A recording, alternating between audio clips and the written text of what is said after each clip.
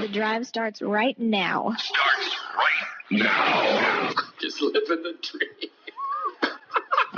Here's a guy who gets paid to talk. 1, 2. Hold it back, you know what I mean? 1, 2, 3.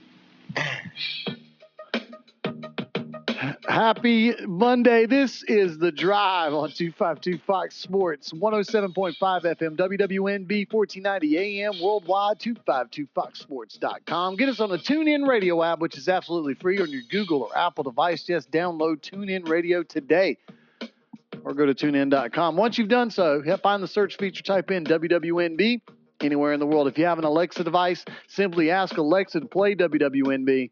Another way you can take us anywhere in the world. Find 252 Fox Sports on YouTube, 252 Fox Sports on Facebook, 252 Fox Sports on Twitter/X, or The Drive with Mark Panichelli. And that's me. I'm Mark Panichelli. I'm glad to have you aboard on this wonderful, yet cold here in Eastern North Carolina Monday afternoon. We've got a great show for you. We're going to talk about the NFL, and, of course, we've got a Super Bowl featuring the Patriots and the Seahawks. In fact, let's not waste any time, and let's go ahead and bring on our guest. Let me welcome from the Carteret-News-Times and the Paper Boys podcast, J.J. Smith. J.J., it's always great to talk to you. Good afternoon, sir. Mr. Panichelli, always good to be with you on a Monday. Yes, sir, and we are now officially in Super Bowl mode, and the mantra always for me at this time of the year is, yes, I'm super excited. I'm also super sad because we're at the last game of the year, but I always take the first week and try not to over Super Bowl it. We're going to talk about the matchup a little bit, but we'll save a lot of our extensive Super Bowl preview prediction type conversations for next week. But so we'll spend some time talking about the games and certainly a little bit of the losers, the teams that fell short yesterday. But so let's start with the for starters.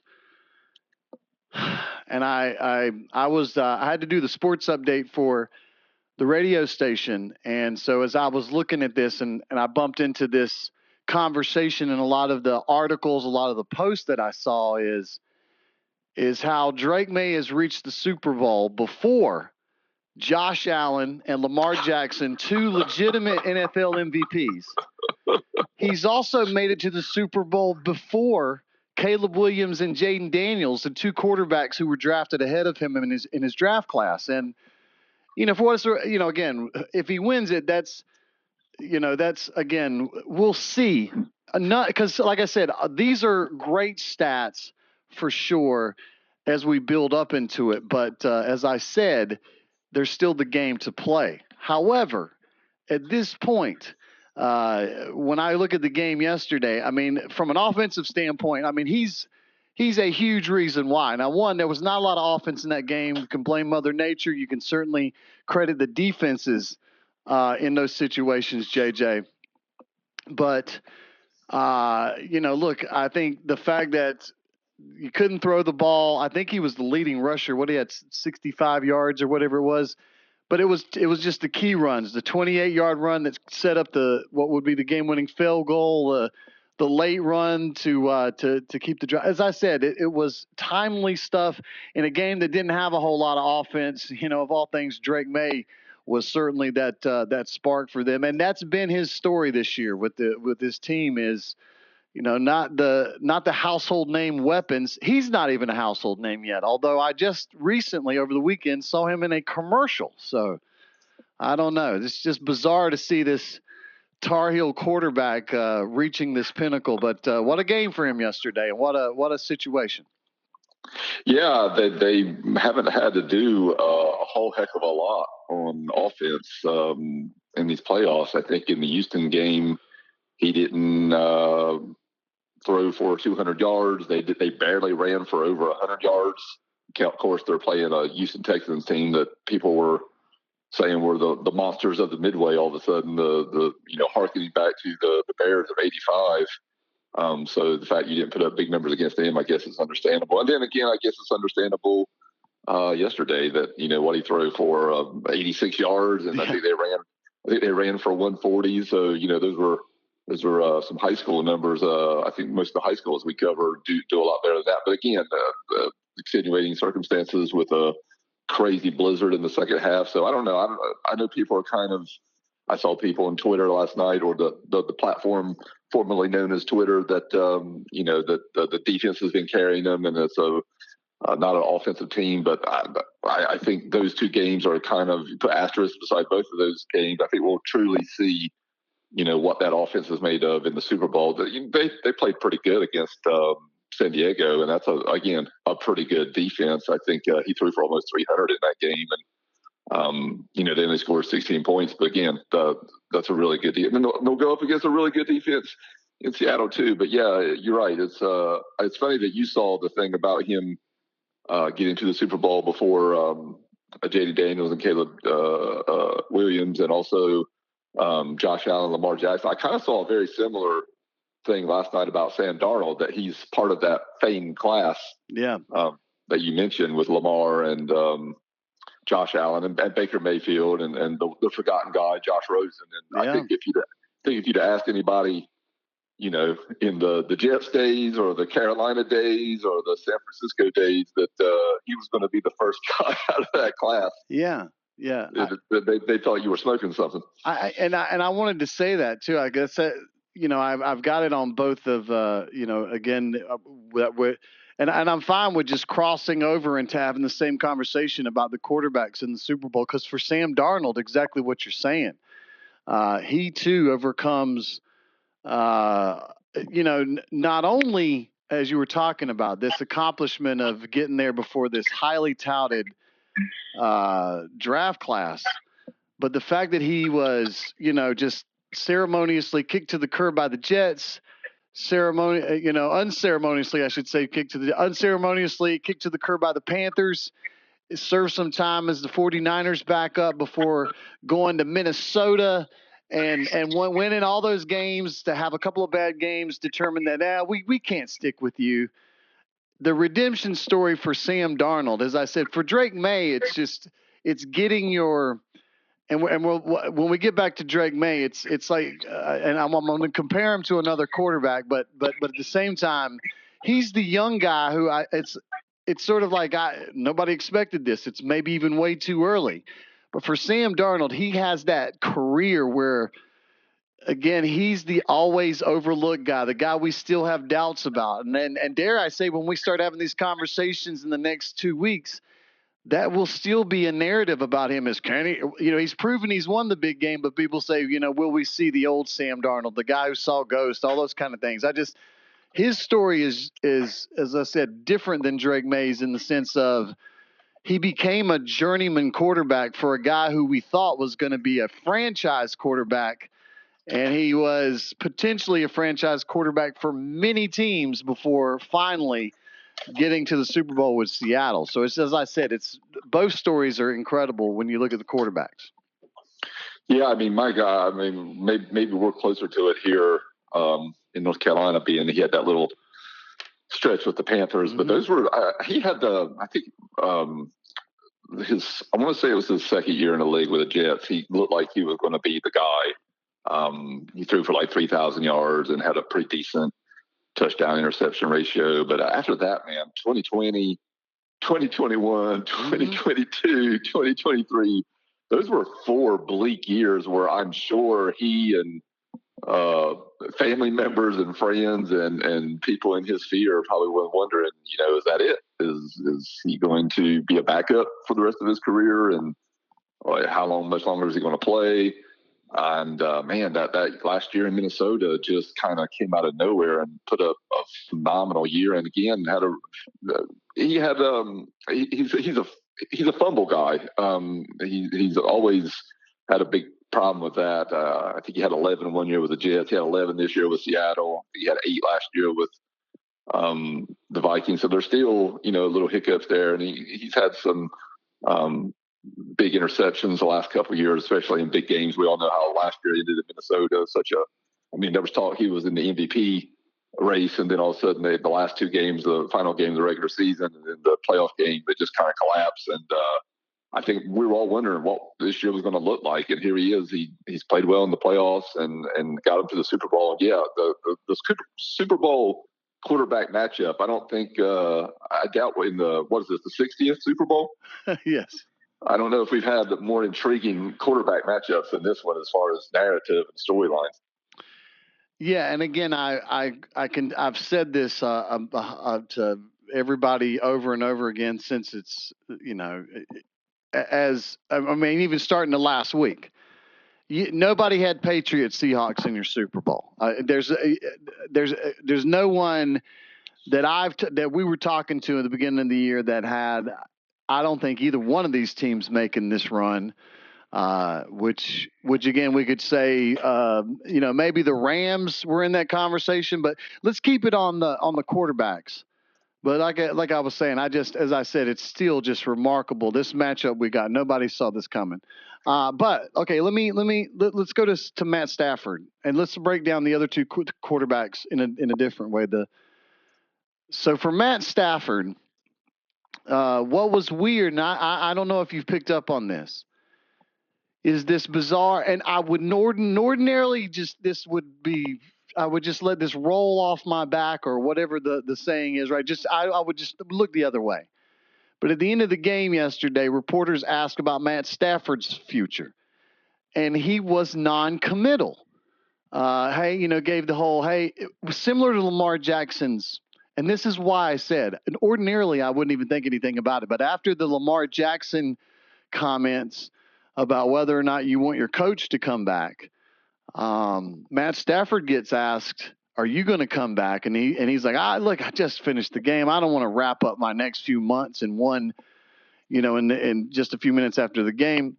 Then you ask the coach, Sean McVay, the same question, and he goes, "Hey, well, of course we want the guy to come back if he's playing football, etc." And as I said, ordinarily I wouldn't even think twice about it, but after the Baltimore thing, it makes me pause for a moment to think, will we see Matt Stafford elsewhere? Again, there was talk about him retiring, but man, when you're so close, as I said, I don't know. I mean, that just at least gave me a moment to pause, and it's probably only because I'm a little gun shy from the Baltimore situation.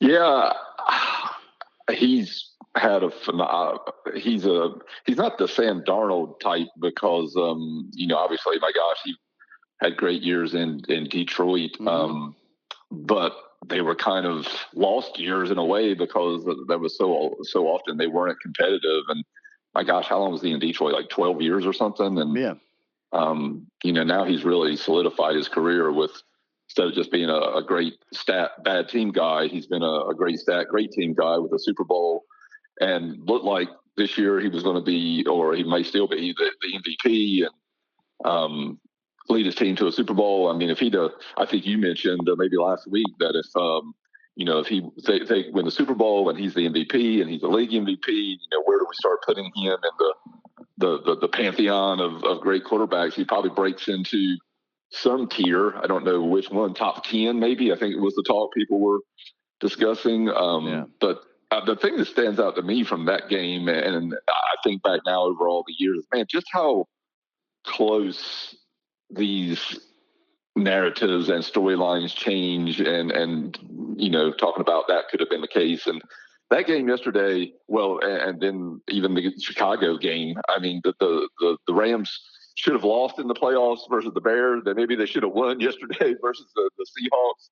So many we haven't even talked about the Denver game and the should they have gone for fourth down or whatever. But man, just how many guys are sitting at home today in their 40s or 50s or 60s or 70s that if one play would have went the other way, they would have got to a Super Bowl and won. It's amazing what just the proverbial game of inches, how quickly these games change. Yeah, no, you're absolutely right about that. So, all right. So look, the other quarterback's Jarrett Stidham. We know he's not the future quarterback at Denver. No quarterback controversy was created yesterday. Right. And he made a play. The scripted play. Sean Payton does it. I'll give credit to Sean Payton. He's really good at scripting those first 15 plays. He was good at that when he was the Saints coach. He's good as Denver's coach. And even like I said, and this is where you get that reputation as a good coach, is when you can get Jarrett Stidham to throw passes like that in the early part of the game. And I know weather played a huge part in it. So this is where I'm going to slide into. We're not going to spend a lot of time on Jarrett Stidham. Okay, we're just not. But what I will say is, and I looked into this, and the fourth down success rate in the NFL is actually higher than the third down success rate. Wow. And now some teams are better and some teams are worse. And like I said, we're just talking about a little bit here. And so, but I mean, I know you're old school like me. We were talking about guys our age. And so when I see the coaches, I get frustrated sometimes. I also get frustrated when you're seeing a team settle for field goals. But sometimes you got to take those field goals. And especially in that game, as tight as it was, knowing that you had a backup quarterback, Denver only went for one fourth down conversion on that. And that's where Sean Payton I think he outcoached himself on that, where he's just like, look, you should have gone for the field goal there. And in hindsight, that would have been a tie game, which gives us a completely different theater there late in the game. But it really leads me to this. The first part of my question is this. I don't know what the answer is, but do you feel the same frustration? Whereas some of this fourth down analytics, I understand, and it seems to be working. And we do see a success rate that we like. And when it's your team and you get it, it's great. It keeps drives going. And it's frustrating on the other end, for sure. Or like I said, I think that sometimes, especially when we get in the red zone, going for it on fourth down, I understand the thoughts of it a lot of times, but I'm telling you, I think I still lean towards the old school mentality of sometimes you just got to take the points. You kind of got to know, read the room, Sean Payton, right? Like it's cold, not a lot of offense in this game. Points are really going to matter. That was just my thought yesterday. No, I love Troy Aikman more and more the older he gets, because he gets little, get off my lawn mode, kind of cantankerous and surly. And when you watch games that he calls, so often he's in our era, of old school, take the points. And I say that all the time during the game. I can't believe how many times I say that during the game. And you're right. I'm sure the analytics are maybe when it's all said and done are proven right at the end of the year, when they should have gone for it, when they shouldn't have gone for it. But 3 points, looks good in a game like that. What you're talking about, with the snow and a backup quarterback. I think you can't just look down at the sheet and say, probability here says the right call is to go for it 72.3% of the time or whatever. I think time and place and game and everything that's happening. And I think that's an instance where no matter what the analytics tells you, you really should take the points. And in my mind, I would like to take the points most of the time, but maybe that's just being conservative and worried about whether I can get it on fourth down or not. Where the fourth down, where in this day and age where the kickers are, it feels like dang near automatic. Yeah. I'd better take the guaranteed 3 than whatever the percentage is, the average fourth down average is. Like you said, it's actually better than third down, but I'm sure that sample size is gigantically smaller. I'd love to dig out some information of how much those not settling for a field goal, and how many times that's correlated with teams losing and the average points. Like how many. Yeah. I'd love to see some advanced research on that, of how many times has that move, when it was unsuccessful, cost the team by not going for the points. Somebody work on that in the analytics. But I feel like the analytics won't do that, because if they do that, then they're like, but that's going to take analytics out of the thing. We don't want to put some bad information out there. Anyways, in all seriousness, okay, there's a couple of things that so since I brought up the poor decision in both of our thoughts of Sean Payton not taking the field goal, when I look at the future of the Broncos, and this is going to feel like a little bit of a slight to Bo Nix, and understandably so. But I remember this team, this Jacksonville Jaguars team that made it to the AFC Championship. And this, for starters, nothing is ever guaranteed. And I'm just to be the first of at least twice that I'm going to say this, if not maybe more today. But definitely in this conversation, when you see the Denver Broncos going forward, and they've got some great pieces, do you see this as a sustained success thing, or was this they caught the Chargers when Justin Herbert wasn't quite healthy and Jim Harbaugh's still putting things together? And of course, the Chiefs' first down year and however long it's been. So again, do you see more of a? And as I said, I don't think that necessarily Bo Nix is the next Blake Bortles, but sometimes things play out and a team finds itself with an opportunity to make it to a Super Bowl. And I wonder if Denver just right place, right time, or do you see this as actually something that Denver's going to be really good for a long time going forward? Well, I think to their credit, they've built one of the best defenses in the league, and I think most of those guys are locked up for a while. I think I'm not sure what the all season looks like for them, but offensively, there's really not a whole lot there that gets you excited about the future. They didn't have they didn't have 1,000-yard rusher. They had barely 1,000-yard receiver. I don't think. I mean, if you and I watch football as much as anybody, and I think if you were to ask the man on the street who watches a ton of football to name two of the receivers, I don't think I could do it. I know Cortland Sutton, and other than that, I don't think I could tell you. I don't think I could tell you who their tight end is.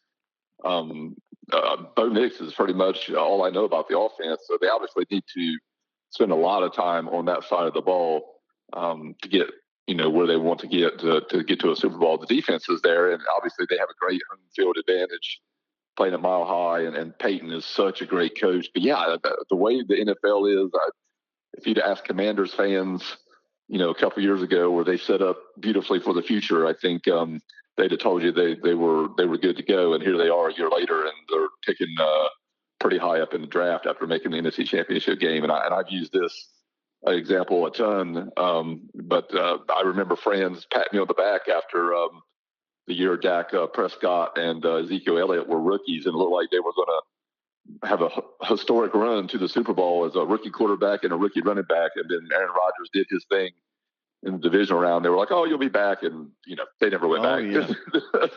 So no, you're right to say that is this a flash in the pan, or is this something to build? Because nobody knows.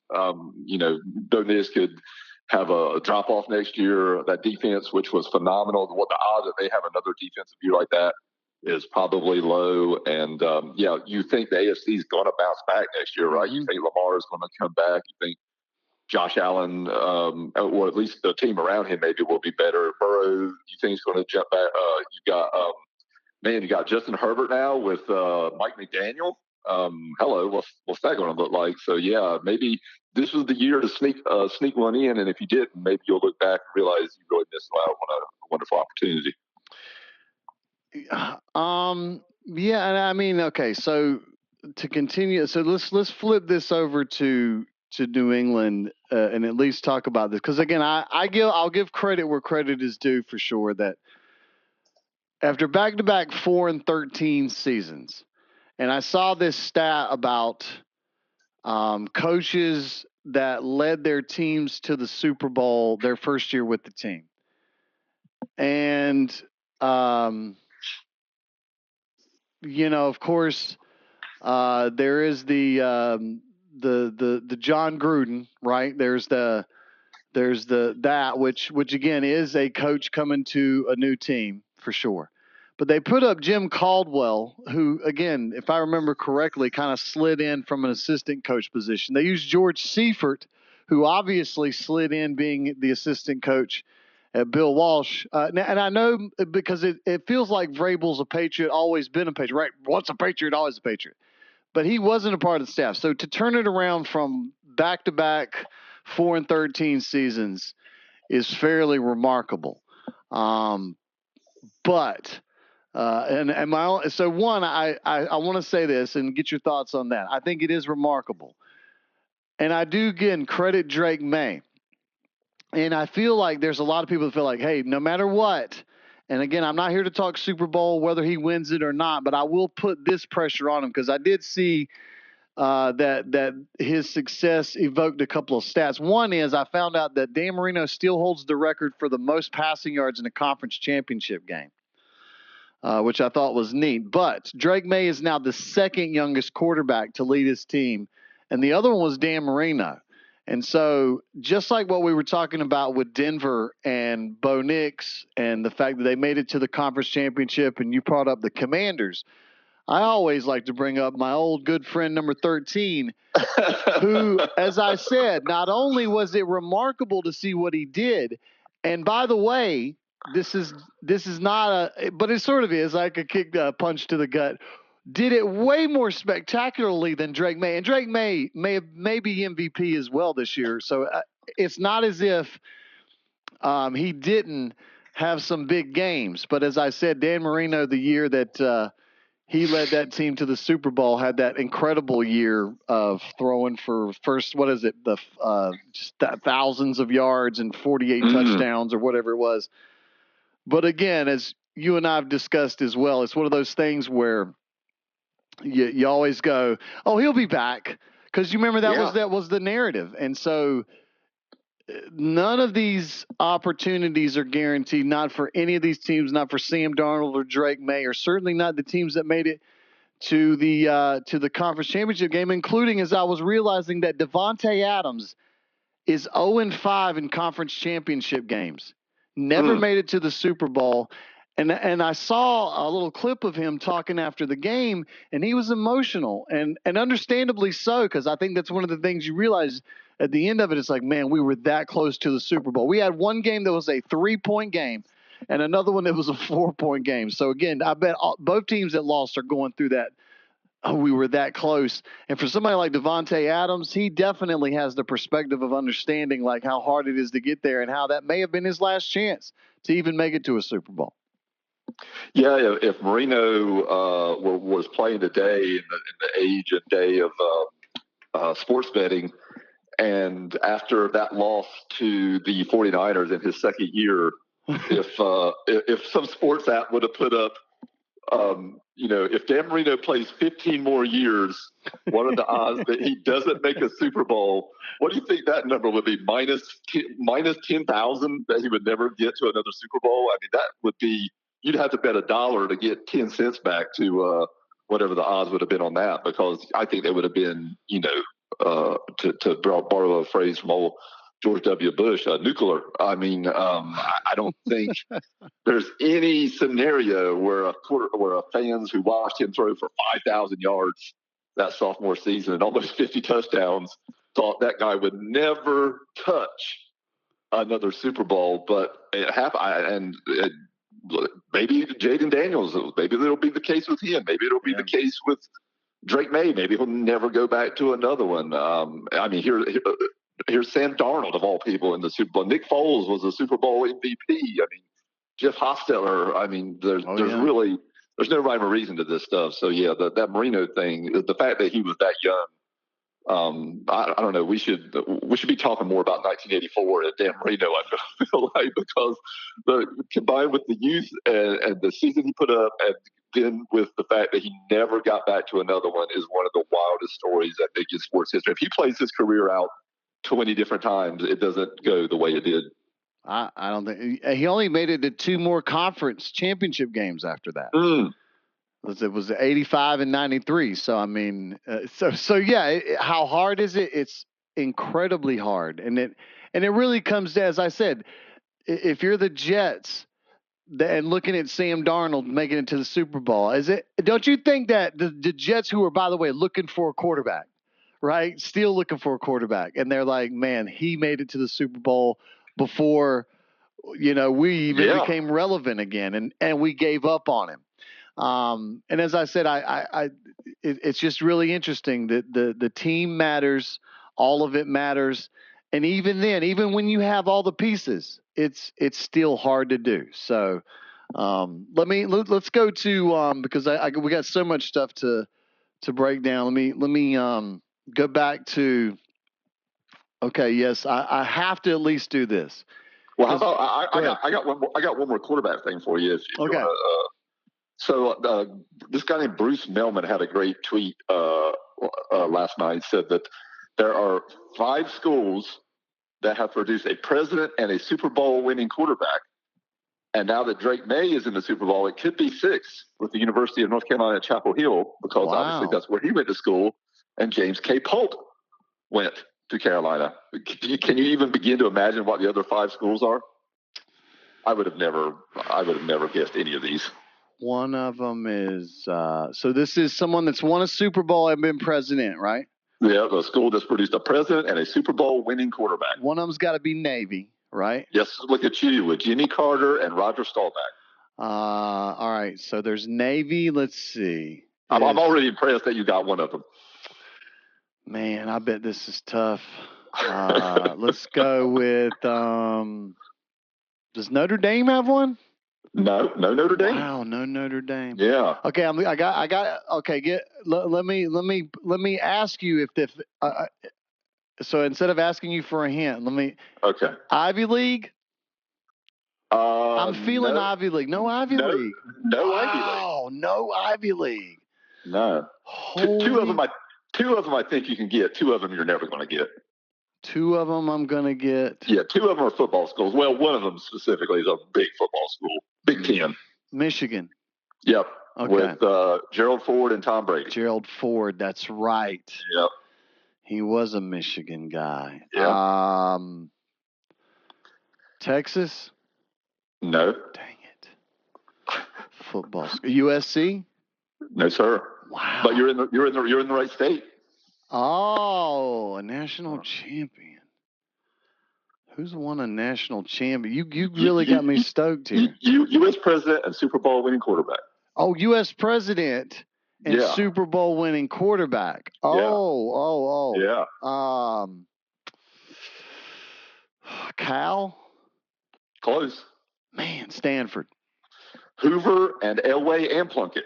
Dang it. Yeah, all right. So who are the 2 I wouldn't guess, just for better radio? Miami of Ohio. What? So that combo. Roethlisberger and who? Harrison. Okay. And then the Blue Hens of Delaware. Oh, Joe Flacco. And who else?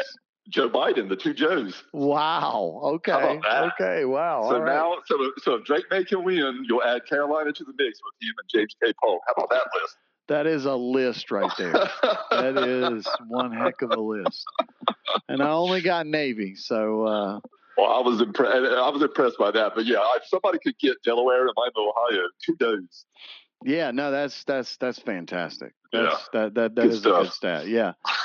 I dug up the because I was looking at it. So we got Pats and Seahawks, Patriots and Seahawks, and we'll have to go back to, again, it's hard to believe. Isn't it hard to believe when you get our age and then you go, wow, it was 11 years ago, over a decade, that on February 1st, that if you remember, the Seahawks were leading 24-14 heading into the 4th quarter. And Tom Brady led the Patriots back and took the lead with a little over 2 minutes to go, only to watch the Seahawks drive down the field. Marshawn Lynch had that one run that put him on the 1-yard line. And, of course, moments later, and in fact, I wrote it down, with 20 seconds to go, they were at the 1-yard line when Russell Wilson threw that interception, which, again, I say he threw an interception. Malcolm Butler deserves a lot of credit for just knowing what the play was going to be and stepping in front of the pass. But we always say it was – the one good thing for Sean Payton is that not going for that field goal was not in the Super Bowl. Because what's still, to me, is that not the one absolutely most questioned call in Super Bowl history. Because absolutely. Yeah, because everybody would have handed it off. And the most heartbreaking loss, probably, wouldn't you say, other than maybe Atlanta? Oh, yeah, because Atlanta's was because, I mean, for two different, one, because Atlanta had that gigantic lead, but man, for Seattle, it was, listen, you have, before, look, kids, if you're young, and I know kids aren't listening to radio, but by chance, if you're riding around with your dad or something today, let me just tell you, before the tush push, there was this guy, Marshawn Lynch, and all you had to do was just hand the ball off to him, and he's getting you a yard. Like, right? Remember those days? Beast mode. As Kurt Signagli would say, Google me. Google that Marshawn Lynch. In beast mode. It was and everybody knew it was coming, right? And that was one of those things where, and again, I don't know. And I don't know if was it Pete Carroll's call or did Russell audible? Because I've never really gotten to the bottom of that, of actually who takes accountability for making the play call. And again, I don't know, because you can check off at the line, and I've watched the play over and over again, but you don't know what you're listening to, because they're saying things like banana, banana, banana. You know, what does that mean? If I say banana 3 times, but if I say banana, it's like, anyways, I do know that's everybody, 99.9% of the country felt like that was the most, again, the worst, most blown play call you could have ever made in Super Bowl history. So we say all that knowing that this is just the fans, because nobody on these teams, right, other than Vrabel, who's the coach, he might have played on that Patriots team. But anyways, like I said, I'm excited about that. By the way, I did hear a story to kind of cross over, because I want to talk about something else. Did you know somebody broke into Mike Vrabel's home, stole all 3 of the Super Bowl rings? And from as last I heard, he had not recovered these rings, and he has no interest in it. And his comeback is fantastic. You know what he said? He said, "Hey, man, I won those Super Bowls. Obviously, everybody knows I was on the Patriots. What do I need those rings for?" Nice. He said rings are for people. He said, I think those are more for people who have never played in the game. But like I said, it's interesting, because I don't think every player feels that way. A lot of guys do enjoy and love the rings, but Mike Vrabel's not one of them. So I found that to be interesting. But I am excited to get the rematch. That's not really a rematch. I think it's wild that in 60 Super Bowls, he can become the first person to ever win one as a player and as a head coach with the same organization. Oh, wow. You'd have thought that had happened by now in 60 years, right? You would. In fact, I'm trivia guy today, Mark. And here's another trivia. I love trivia. Only 4 guys have won a Super Bowl as a player and a head coach. Do you know who those 4 are? Only 4? 4 people have won as a player and a head coach. Yes. Okay. One of them can't be Tony Dungy, right? He didn't win a Super Bowl, right? Tony Dungy is one of them. Okay. Because I knew he'd been to a Super Bowl. So, all right, Tony Dungy. He was a defensive back with the Steelers back in the day. That's right. He did. He played with the Steelers, too. I forgot about that. Okay, so Tony Dungy. Yep. Oh, coach. And one of the coaches beat your team. One of the coaches beat my team. Yep. Back in the day.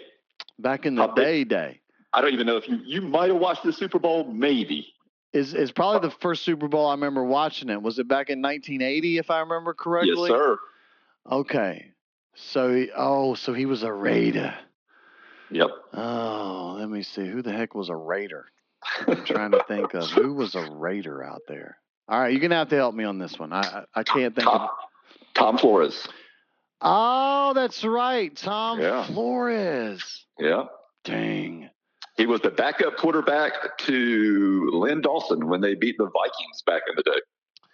Yeah. See, I was sitting there, man. I was searching the players that played in that game. I was sitting there trying to think of players that played, but it was actually the coach that coached in that game. But I could not think that. I couldn't even, so. All right, so Tom Flores. And then another one is an iconic coach who was so iconic that they did him on Saturday Night Live. Oh, Ditka. Oh, yeah. It's got to be Ditka. Yeah. Yep. Oh, absolutely. One with the Cowboys, and obviously as the Bears. The other one, you can start guessing now, and 10 years from now, you won't guess. I would never guess this in a million. Oh, well, he's the coach of your team. Actually, led your team to a Super Bowl. Oh, yeah, Doug Peterson. Yeah, Doug Peterson. He was the backup quarterback for the Green Bay Packers for Look Brett at you. Favre. Yep. Look at you. That's right. But none of them with their same organization, though. Vrabel will be the first if he can do it. That's right. And I always forget Ditka, again, he's the one guy that I always, and it's crazy because he's a Hall of Famer. Like he's like a legendary player, but he was such an iconic coach. I mean, like I said, it's funny, and I didn't see him play, so I think that's the real, because for me, it's him chewing gum, like right, just being salty with the media and everything. So, man, yeah, that's a good list. You are bringing it today. Yeah, people. Speaking of Google me, kids should go on Google Mike, or maybe even people mine your age should Google Mike Ditka, because we, like you said, we have this caricature of him. Man, he was such a good tight end back in the day. Yeah, he was, legendary. I'll tell you something that stood out to me last night, Mark, and I think it's we keep mentioning the fact we're old heads. When they said that was Seattle's 4th Super Bowl, I'm like, I'm starting to forget big chunks of eras of Super Bowls. 60 is hard. It's hard for the human brain to keep up with 60 things. That Super Bowl where they lost to the Steelers and the one where they beat the Broncos, I have very little recollection of those Super Bowls. I feel bad because you and I are also talking about being old heads.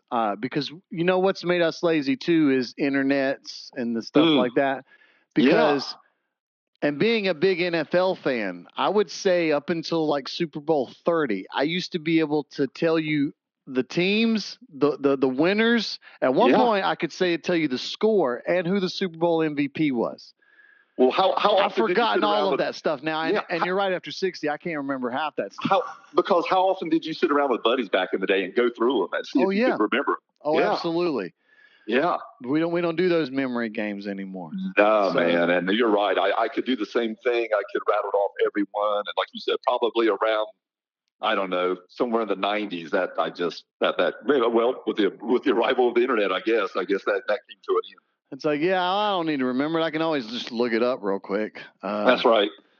But all right. But yeah, those two Seattle ones. The New England one obviously stands out huge, but the Broncos one and the Pittsburgh one, for some reason, I'm just like, I can't remember where I was watching them. I can't remember any plays that happened in those games. I can't remember who the MVP was. I remember very little about those games.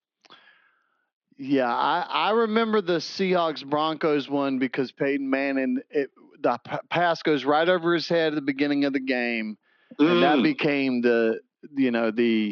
and Peyton had that great offensive year. Right. And so I like I said, there are some things I do, but you're right. There are chunks where I have to really dig through the mental file cabinet to drag out the but okay, I don't have to dig too deep though for the next thing to transition, because I'm sure you were like me when I thought I was having a stroke when I was sitting down watching. And I don't know what I was watching. I'm trying to remember. I think I was watching ACC basketball. So, and it might have been the North Carolina Virginia game. I can't remember. But the crawl's at the bottom of the screen, okay? And you were probably like me. You might not have been watching it. Maybe it just popped up on your phone or whatever. But I'm sitting there, and I'm watching the crawl, and the bottom panel goes red. Breaking news. I'm like, what's going on? What's going on?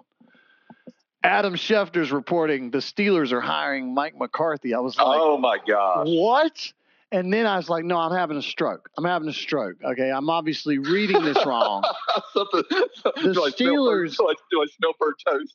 The Steelers, right. I was like, the Steelers only hire 30-year-old unknown defensive coordinators, and they've been doing that since 1969. Not a guy, Mike McCarthy. Who, again, I'll give Mike McCarthy credit. When you look at his resume and you look at I wrote this down here. He is, as a coach, 125, 77, and 2 with Green Bay, 49 and 35 with Dallas. Again, an 11-11 playoff record, which again, he at least successful in the most recent years. But he had those 3 consecutive 12-win seasons with the Cowboys. But I do know how everybody kind of felt about him towards the end of the thing. And even I feel that way a little bit about. Look, here's what I'll say. I think Mike McCarthy. I have to share this with somebody. I feel like Mike McCarthy's. It feels weird. And so I'm stealing this from something I heard on Dan Patrick today. But I feel like if you haven't heard this, wherever you are, JJ, including yourself, listeners, everybody, that it felt like when the Steelers hired Mike McCarthy, it was like pooping in your pants and then changing your shirt. Wow, that's one of the great all-time lines right and there. I thought that was extremely accurately put. It's like, yes. And it might be a nice shirt. Wow. But I don't know that it fixed your situation very well. But I open the floor to you, sir.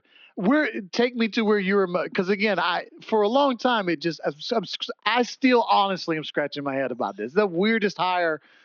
It's like he's not a real Rooney. Someone has kidnapped the Rooneys, and this is someone pretending. It's like one of those face-off situations where someone's plastic surgery and made them look like a Rooney. There's no way they hired Mike McCarthy. Because here's my other thing. I just want to put this out here. Because my initial reaction was, well, maybe they're trying to keep Aaron Rodgers. Maybe this is a ploy to bring Aaron Rodgers back and have another run. But I went and dug and looked this up. Their relationship, Mike McCarthy and Aaron Rodgers' relationship wasn't that great towards the end. In fact, unless they've had some reconciliation in between that time, it didn't seem like that ended in a great way when he left Green Bay. So, I open the floor to you, sir. Mike McCarthy, Pittsburgh Steelers head coach. Did you see that one coming? I did not, and immediately when I saw that on Adam Schefter, did you reach out to your Pittsburgh people? I reached out to my Pennsylvania family, and not pleased would probably be a good way to surmise their or to calculate their response. Not pleased at all, and as a Dallas Cowboys fan, I could definitely tell them that they probably shouldn't be. Yeah, you're spot on, man. The organization is usually a defensive-minded coach who's like 30 years old, and they last for the entirety of the organization. What is he, their fourth coach ever, I think? Yeah. But you're also right about his resume. I saw a couple things where people said this is Coach A and this is Coach B on Twitter, and one of them was Tomlin, where he basically has the same career as Tomlin with overall record, with division titles, with conference championship appearances, Super Bowl appearances, Super Bowl wins. He also has almost an identical career with John Harbaugh. And I think we look at John Harbaugh and Mike Tomlin in very different lens than we do Mike McCarthy, but his career is basically almost identical to those two. So you can't fight Pittsburgh on the resume. It's as good as just about anybody's, but he hasn't gotten back to a Super Bowl in a very long time. Could not get Dallas past the divisional round after winning that Super Bowl in Green Bay. Could not get back, and he's had two really good quarterbacks in Aaron Rodgers, who people to this day still say that he gets dinged a little bit when it comes down to overall quarterback rankings because he's only got the one, comparing him to guys like Montana and Elway and Brady and stuff like that. And the fact that he's just got and say what you will about Dak Prescott, but my gosh, he's put together a couple seasons over the past 7 or 8 that where he was in MVP talk. So no, I don't get it at all. I don't know who else was out there that would have excited the fan base or the rest of the NFL would have been blown away by. But Mike McCarthy just feels like this is his third stop. I think he's in his 60s. I get the connection with Pittsburgh. He's a Pittsburgh guy. But yeah, I don't think I get that. I don't think you get that. I don't think my Pennsylvania family gets that. I don't think a lot of people get that. No, I look. I know Green Bay fans that have ever heard me say this. You hate it, and I don't care. I always thought, Aaron Rodgers, whoever it was, you want to blame Mike McCarthy, but you can blame Aaron Rodgers for the same thing. I've always felt this, and is that, again, it seemed like he was a great regular season quarterback, and they just couldn't get over the hump in the postseason. And not to say that there's anything wrong with that. There's a lot of great quarterbacks who have had that same thing. The one year they made it to the Super Bowl, and I even thought was that things kind of played in their way. They ended up playing the Bears in that NFC Championship game where quarterback just quit. What's his name? And then stood on the sidelines, which again, as I said, was bizarre. But then the irony is they go on to beat the Steelers in the Super Bowl, and that's Mike McCarthy's one Super Bowl win. And so, it's just, I'm still just trying to soak it up and trying to figure out. It's just, I'm glad you reached out to your Steeler family, because if you did, because they were, I know part of the let's get rid of Mike Tomlin. If you'd ask everybody that wanted to get rid of Mike Tomlin, that it's like, all right, we're going to trade Mike Tomlin for Mike McCarthy, they'd have been like, no. I don't. Then no, fine, I'll keep Mike Tomlin. But again, they didn't have a choice because Mike Tomlin stepped down. So it is bizarre. I know we got to move quickly because we're going to run out of time. But I did not want to not say this. As you and I are talking right now, as this airs on the radio, and mind you, for full disclosure, we recorded this slightly earlier in the day. So while we're on the air on the radio, we're actually not quite. But as you're listening to this on the radio, the Charlotte Hornets, I don't know what's going on right now with the Hornets playing the 76ers. The game was moved up because of the winter weather that they're experiencing. But I thought about you, and I almost sent you a video of Charles Barkley on Saturday night. Oh my gosh. Who was proclaiming that the Hornets were going to make it to the playoffs. Now this after a little jab of when they were doing Wizards Hornets highlights that he said, this is for people that had nothing to do today. Which the Hornets won that game. But what's interesting is I just wanted to bring this to everybody's attention. On this January of the 26th, 2026, the Charlotte Hornets are 18-28.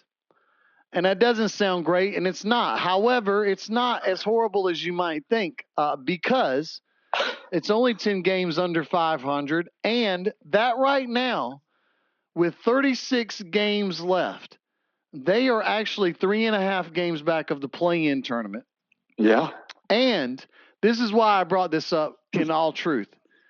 If the Hornets win today against the Sixers, they will match their win total of last year today. Wow. Because they won 19 games all of last year. So if you want to say, is there progress happening in Charlotte with the Hornets? The answer is yes. And you and I have had some conversations about them, and they are playing better. And they've developed a little bit of something. They are missing some. Again, it's weird. They got rid of the one thing they seem to be missing is a perimeter defender. A post defender. They need somebody down low, and they traded that guy away just a couple of years ago, or a year or two ago. But the point is, again, 19 wins. They're obviously going to reach that way ahead of what they did last year. I think it's a good thing. If they make it to the play-in tournament, it'll be to me wonderful, ahead of schedule. Hey, man, I like progress. And when the season ends in April and we still have months to go, it feels good to know that you're going to better your win total. And they have a good chance to maybe, like I said, get close to doubling their win total if they can continue this streak. They're playing really good basketball lately. I think they've won 6 out of the last 10. So they're playing good basketball. I go back and forth. I'm super excited about how much better they're playing. I love that they're becoming this team that people are kind of falling in love with on Twitter, on social media, that they're starting to get a following. Bill Simmons is talking about them on his podcast. You got Charles Barkley talking about them, like you said. They're really gaining some momentum. I kind of go back and forth. I think if you asked me today what I would want the rest of the season to go like, I think I'd be content with it just staying like this, with lots of promise, lots of excitement, what they can be when everybody's healthy, which is the big key for them with LaMelo Ball and Brandon Miller. But this draft coming up is just like the draft, capital THE. Like it is, yes. Like if you're going to be in the top 10 of a draft, this is the one you want to be in. If the season ended today, they would pick 7th. And I feel like you'd get one of the studs in this draft. Maybe it wouldn't hurt to slide a little bit, get the fifth or 6th pick. Yeah, but, I'm hoping. I'd be happy with that. Yeah, I'm with you, and I know nobody wants to. So there is part of me that, yes, would it be great to see them in the play-in tournament? Yes. Right. But if they get in there, if I'm not mistaken, that means that takes you out of the draft lottery. That's right. And I don't want them to be out of the draft lottery because when you've got the Peterson kid out of Kansas, Boozer out of Duke, you've got the Wilson kid out of North Carolina. I mean, man, if they could get one of those top 3 picks. Oh, my God. Man, you were talking about something else. Anyways, let's not get too excited. But let's be somewhat excited. My heart's going pitter-patter.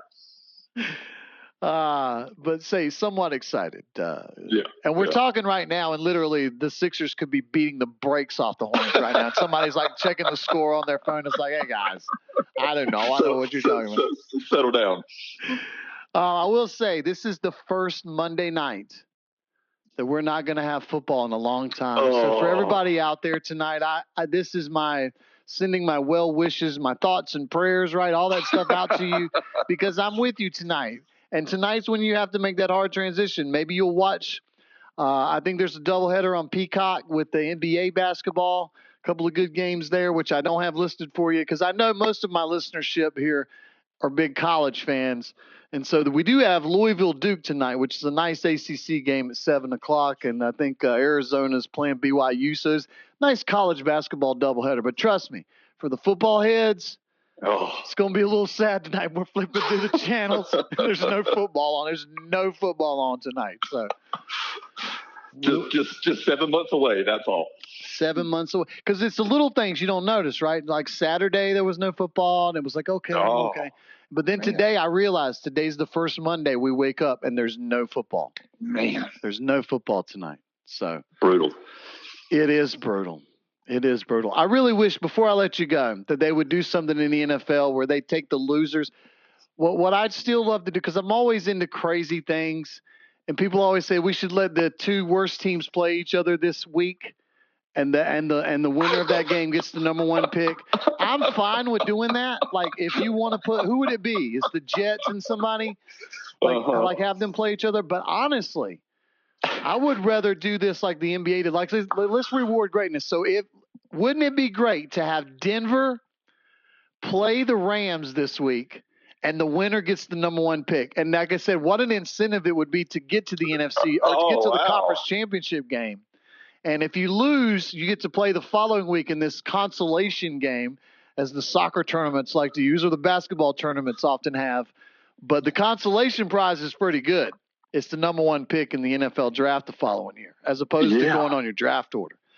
Well, back in the day in the NCAA tournament, they did that, didn't they? Didn't the semifinal losers play for like 3rd place? Yeah, there used to be a 3rd place game, which they've gotten rid of over the years. But as I said, and you and I used to watch a Pro Bowl where guys played football, and then over the years that decayed, and now there's going to be flag football, and I have zero interest in watching that. Come on, I am not watching it. But if you had as I said, for us football people, I mean, man, like I said, we'd watch Jets. I don't know who it is. The Raiders. Jets Raiders. We'd watch that this week. All of 100%. it. It'd be the highest rated sports program on television this week. Jets Raiders would be the highest rated. We would be so excited for that. Sign me up for it right now. Jets Raiders. Let's do it. Catch JJ Smith on the Carteret-News-Times, Carteret-News-Times.com, Paperboys podcast. Hopefully someone from the NFL is listening and they're getting these suggestions. But man, I appreciate it. Thank you so much. Thanks, Mark. Time to head out on this Monday afternoon, but not before I say thank you once again to JJ Smith from the Carteret-News-Times and the Paperboys podcast for joining me today and It was a lot of fun. Always is. And thank you for listening, whatever portion of the show you caught. I'm so grateful. Absolutely am. Tomorrow on the show, Paul Whittington joins me. We'll continue our discussion of college football, but we'll talk a little Carolina Hurricanes hockey as well. That's right. We'll talk a little Canes hockey and maybe even a little NASCAR as we get a little bit closer to the Daytona 500. But that's on tomorrow's show. Until then, enjoy the rest of your Monday. Thank you so much, and we'll see you tomorrow on The Drive right here on 252 Fox Sports Radio. Have a good one. The Drive with Mark Panichelli is an exclusive, original presentation of the 252 Network.